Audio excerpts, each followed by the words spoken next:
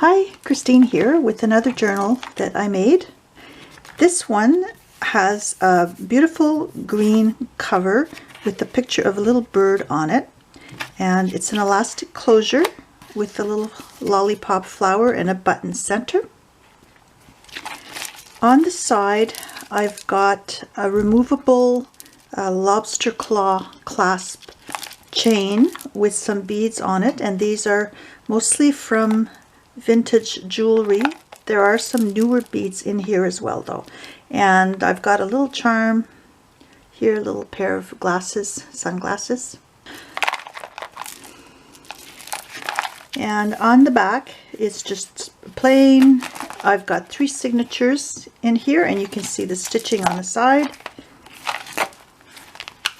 And let me open the journal. There's a little paperclip bookmark that I made again with the dangling charm, and this is just a little cactus. You can always change the charm if you like, or remove it entirely.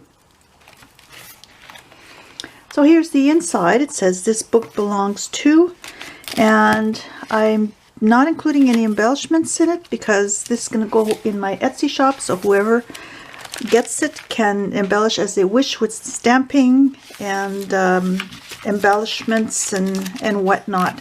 It's there to be turned into a junk journal if you like, or just a writing journal, but I leave that option up to whoever gets the album so they can customize it to suit their own needs.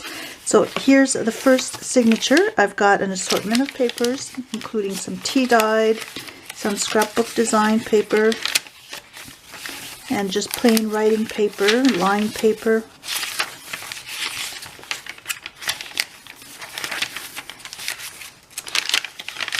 And I can't remember how many pages there are in this journal, but I'll mention it in the listing. So these are all blank pages that you can write in. So you can use these pages here if you wanted to do some junk journaling and adding some other mementos as well. And there's some pages inside too. If you're putting photos in here, it's always best to use copies of your original photos, because these pages are not acid free, even though the scrapbooking pages are. The design paper, the tea-dyed and the regular writing paper isn't acid free, so you want to make sure that you're not using your original photos. I don't know how long, how many years it would take for the acid to damage the photos, but you don't want to take a chance. And here's the last signature.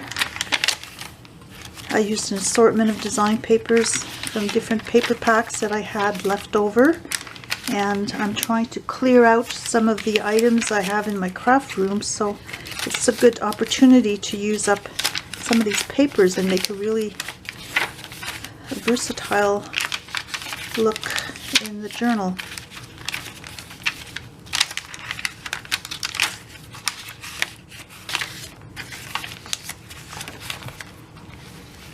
So there you have it.